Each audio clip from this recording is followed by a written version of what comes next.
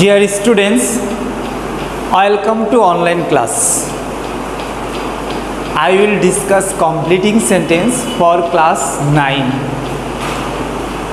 The topic completing sentence is very important for class 9. এখানে তোমাদের completing সেন্টেন্সটা question number 7। এই কমপ্লিট সেন্টেন্সটাকে তোমার পরীক্ষায় ইনকমপ্লিট কিছু সেন্টেন্স দেওয়া থাকে, সেই সেন্টেন্সটাকে তোমাকে কমপ্লিট করতে হবে, কিন্তু কমপ্লিট করতে হবে কিছু রুলস, কিছু স্ট্রাকচার অনুসারে। এখানে সেন্টেন্সের তোমার স্ট্রাকচার জানতে হবে। সেন্টেন্সের স্ট্রাকচার অনুসারে সেন্টেন্স 3 প্রকার: simple sentence, complex sentence and compound sentence. এইখানে দেখা যাচ্ছে যে কমপ্লিটিং সেন্টেন্সে বেশিরভাগই কমপ্লেক্স সেন্টেন্স থাকে, আর কমপ্লেক্স সেন্টেন্সে 2টা ক্লোজ থাকে। আর এই কমপ্লেক্স সেন্টেন্সের মধ্যে লিঙ্কিং ওয়ার্ডস থাকবে, সেই লিঙ্কিং ওয়ার্ডস অনুসারে তোমাকে সেন্টেন্সটাকে কমপ্লিট করতে হবে। এখানে ক্লজ কি? ক্লজ হলো একগুচ্ছ শব্দ যেখানে একটা সাবজেক্ট এবং একটা ভার্ব থাকবে। এবং এখন আমি তোমাকে কিছু লিঙ্কিং ওয়ার্ডসের রুলস দেখাবো। দেখো কিভাবে তোমাদের পরীক্ষায় ঠিক যেভাবে আসে ঠিক সেইভাবেই সেন্টেন্সগুলো আমি করাবো। এখানে দেখো সো দ্যাট অর্থ হলো যাতে বা যার ফলে। এটির স্ট্রাকচারটা দেখে নাও। Subject plus can could plus ভার্বের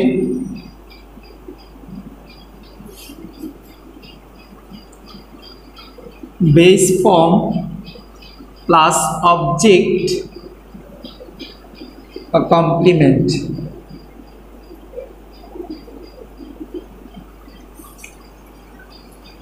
এক্সাম্পল দেখো,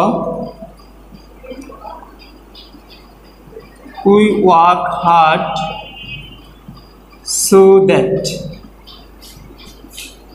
দেখো এই ইনকমপ্লিট সেন্টেন্সটাকে তোমাকে কমপ্লিট করতে হবে। এখানে একটা সো দ্যাট লিঙ্কিং ওয়ার্ডস দেওয়া আছে, আর সো দ্যাটের এই পাশে একটা ক্লোজ দেওয়া আছে, যেহেতু এখানে একটা সাবজেক্ট, এখানে একটা ভার্ব। এখন দেখো আমি এই স্ট্রাকচার অনুসারে সেন্টেন্সটাকে কমপ্লিট করব।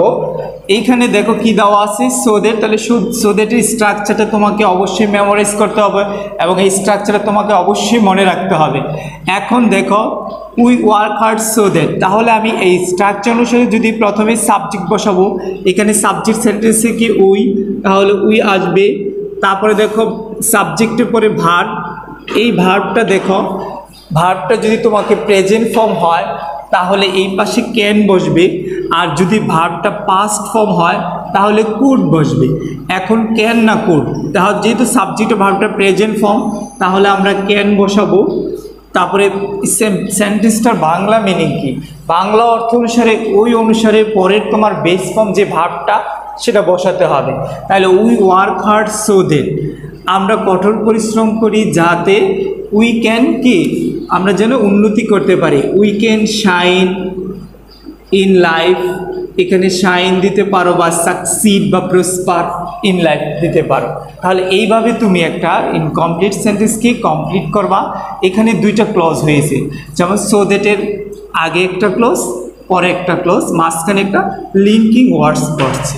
তাহলে ক্লজ কি? ক্লজ হলো একগুচ্ছ শব্দ যেখানে একটা সাবজেক্ট, একটা ভার্ব থাকে এবং এই ক্লজগুলো যুক্ত হয়ে একটা বৃহত্তর সেন্টেন্সে গঠন করতে পারে। এখন দেখো আরেকটা এক্সাম্পল দেখো, the boy studied more so that. এখন the boy study more so that, তাহলে এই স্ট্রাকচার অনুসারে যেহেতু আসবে, এখানে দি বয় সাবজেক্ট, তাহলে প্রোনাউন রূপটা কি হবে? হি, তারপরে ভার্ব ক্যান নাকি কুড বসবে।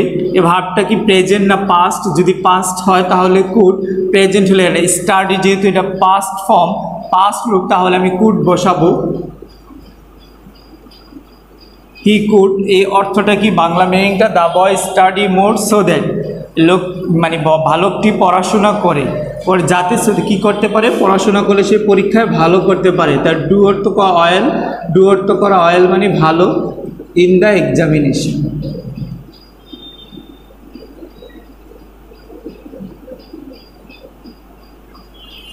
তারপরে দেখো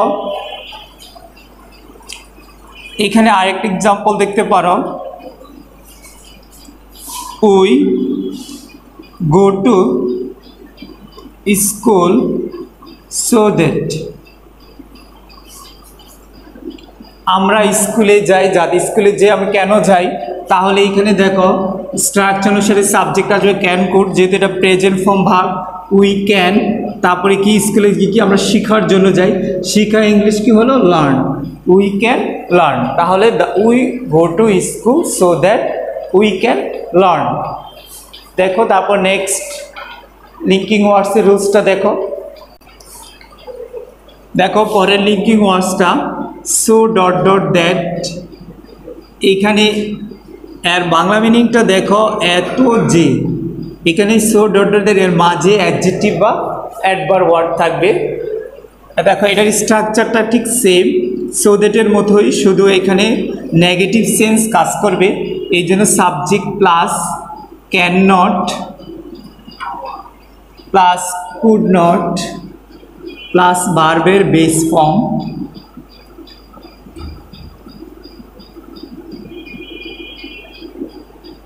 plus object.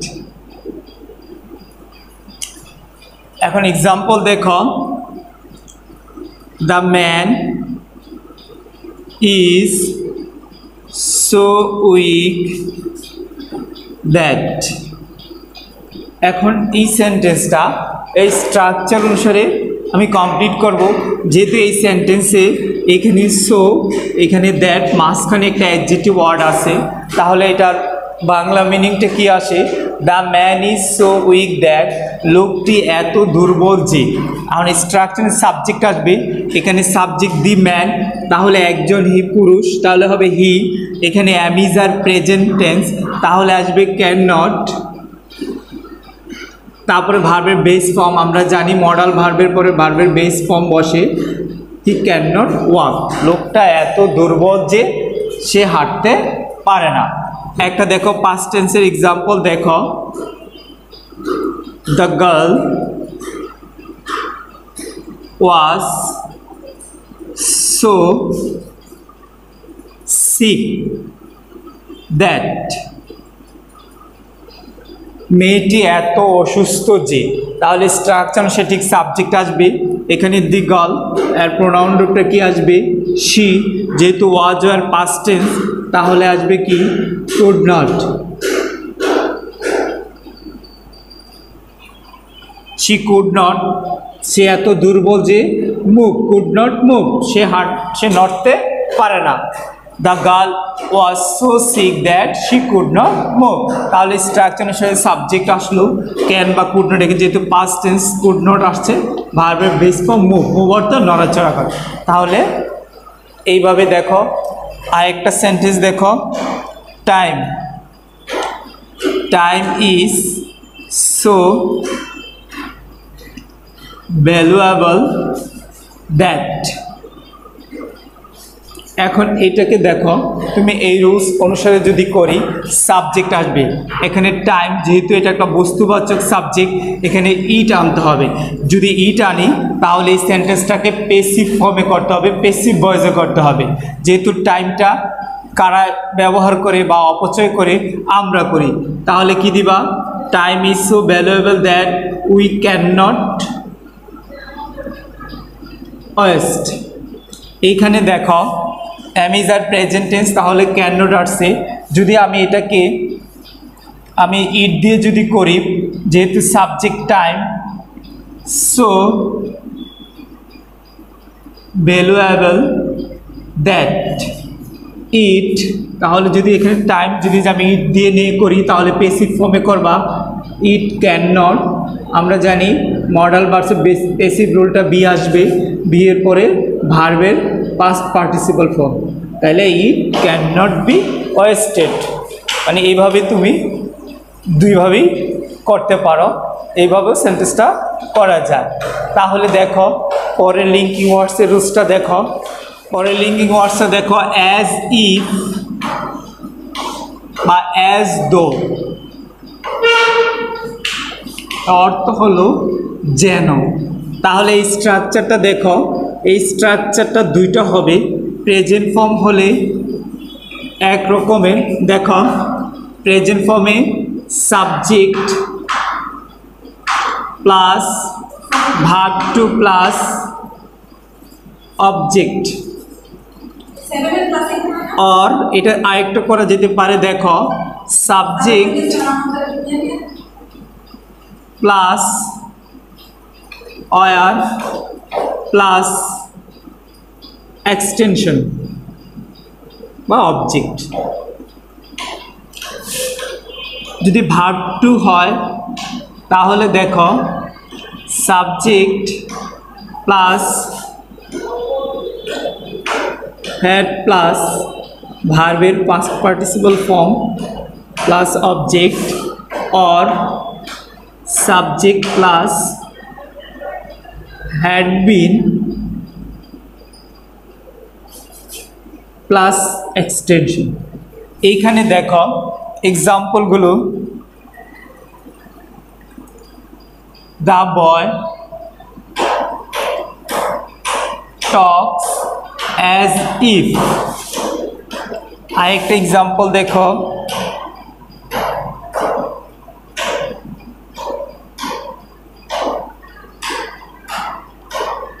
the girl behaves as though।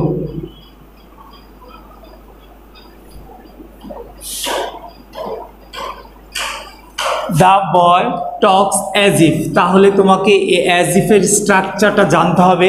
As ইফের structure অনুসারে তোমাকে এই সেন্টেন্সটা কমপ্লিট করতে হবে।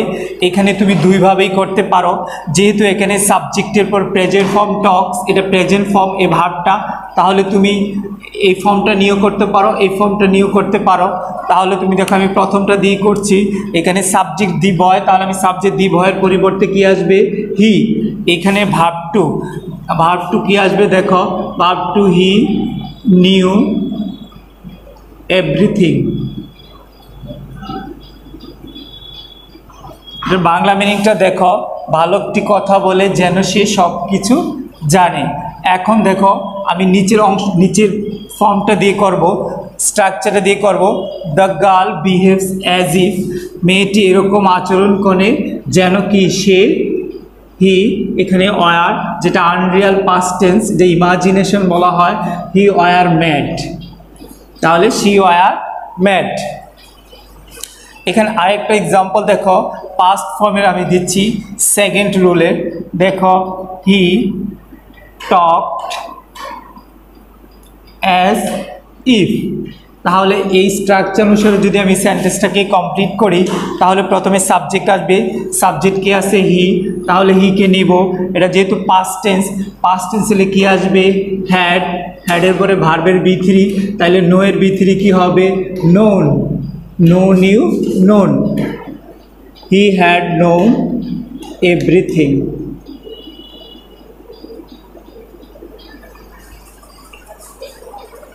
তারপর নেক্সট লিঙ্কিং ওয়ার্ডসটা দেখো, দেখো নেক্সট লিঙ্কিং ওয়ার্ডটা লেস্ট। লেস্টের বাংলা মিনিং দুইটা লিখতে পারো, নতুবা বা পিছনে ভয়। তাহলে এই স্ট্রাকচারটা দেখো, subject plus should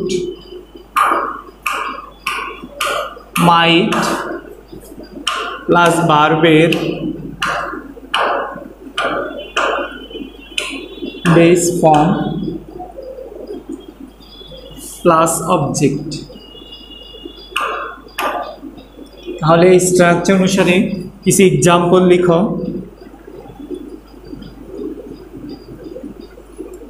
work fast, list,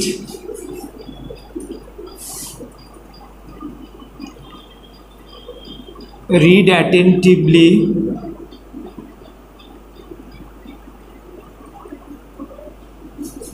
list, the man walks slowly, list। এখন দেখো তিনটা ইনকমপ্লিট সেন্টেন্স দেওয়া আছে, এটাকে কমপ্লেক্স করতে হবে। তাহলে যদি আমি করতে হয় এই লিঙ্কিং ওয়ার্ডসের রুলস অনুসারে করতে হবে। যেহেতু এখানে লিস্ট দেওয়া আছে, তাই লিস্টের স্ট্রাকচারটা কি? সাবজেক্ট প্লাস শুড বা মাইট প্লাস ভার্বের বেস ফর্ম প্লাস অবজেক্ট। তাহলে তুমি এখনই মেমোরাইজ করে নাও, সাবজেক্ট প্লাস শুড বা মাইট প্লাস ভার্বের base form plus object.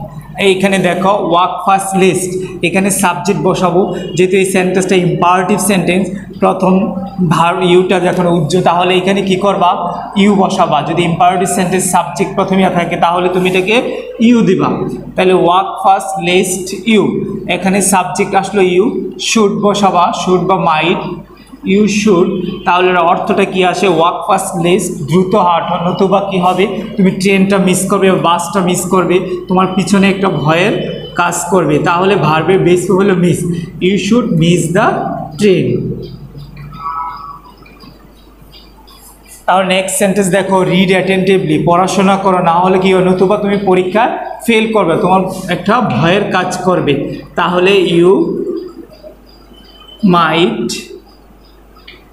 Fail in the exam. এখন দেখো আমি একটা শুড দিয়ে করলাম আর একটা মাইট। এখানে যেহেতু সাবজেক্ট আনলাম কি ইউ, যেহেতু সেন্টেন্সে ইম্পারেটিভ সেন্টেন্স তাহলে ইউ নিবা, সাবজেক্ট মেনশন না থাকলে এখানে দেখো এবার শুড নিব, ভার্বের বেস ফর্ম, মাইট নিলাম ভার্বের ফর্ম। এখন দেখো থার্ড সেন্টেন্সটাতে সাবজেক্ট দেওয়া আছে দি ম্যান, তাহলে তুমি আর ইউ নিবা না, দি ম্যানের পরিবর্তে কি বসাবা? হি। তাহলে হি এর পরে আমাকে স্ট্রাকচার অনুসারে শুড বা মাইট আসবে, আমি কি বসাবো? শুড। তার অর্থ কি? লোকটি এত ধীরে ধীরে হাঁটে যাতে কি মনে হয় যে পড়ে যাবে, ফল ডাউন, মনে হয় সে নিচে পড়ে যাবে।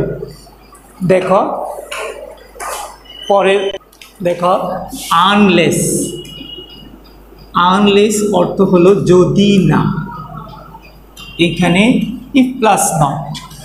এখানে স্ট্রাকচারটা দেখো, স্ট্রাকচারটা দুইটা হবে। ভার্বটা যদি প্রথম ক্লোজের ভার্বটা যদি প্রেজেন্ট টেন্স হয় তাহলে দেখো সাবজেক্ট প্লাস ক্যান নট বা উইল দিয়ে আমি করব, উইল প্লাস ভার্বের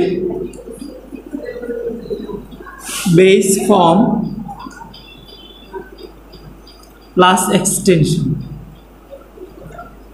এখানে তুমি যদি দেখো প্রথম ক্লজটা ভার্বটি পাস্ট ফর্ম, তাহলে subject plus could not, could plus verb এর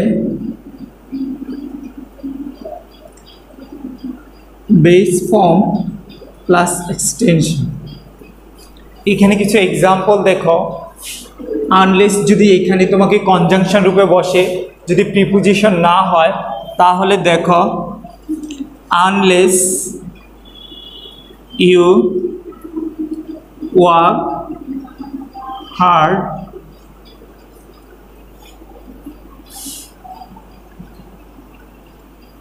unless you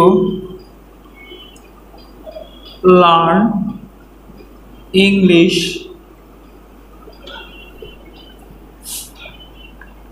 unless the boy studied attentively।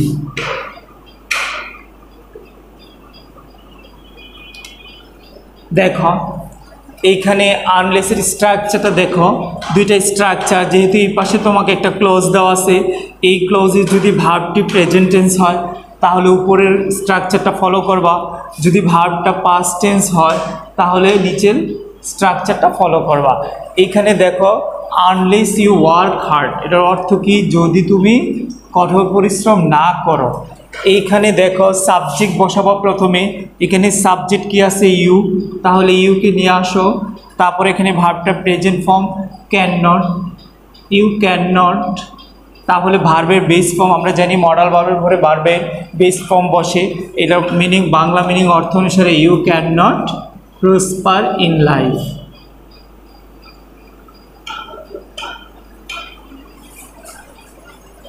তারপরে দেখো আনলেস ইউ লার্ন ইংলিশ, যদি তুমি ইংলিশ না শিখো তাহলে ঠিক স্ট্রাকচার অনুসারে, যেহেতু প্রথম এই ক্লোজের ভার্বটা প্রেজেন্ট ফর্ম, তাহলে ইউ ক্যান নট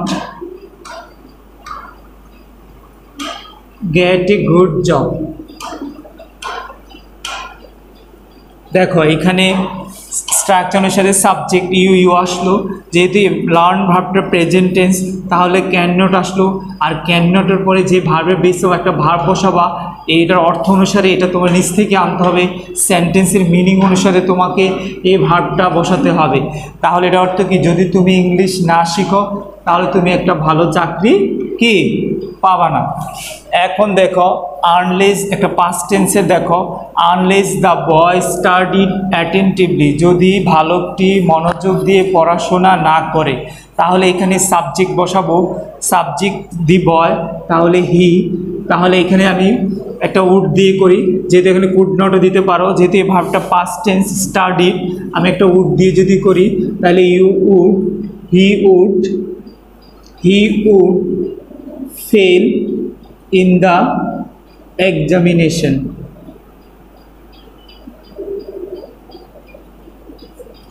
এখন দেখো প্রথম দুইটা ছিল প্রেজেন্ট টেন্স, প্রথম ক্লোজটা প্রেজেন্ট ছিল।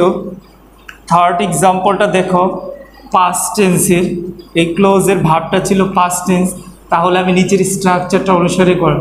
এখানে দি বয় সাবজেক্ট ছিল হি, ভার্বটা পাস্ট টেন্স, উড ভার্বের বেস ফর্ম ফেল, এর অর্থ অনুসারে fail in the examination. Dear learners, next ক্লাসে আরও কিছু লিঙ্কিং ওয়ার্ডসের রুলস নিয়ে আমি তোমাদেরকে ডিসকাস করব। Thank you very much for watching online class.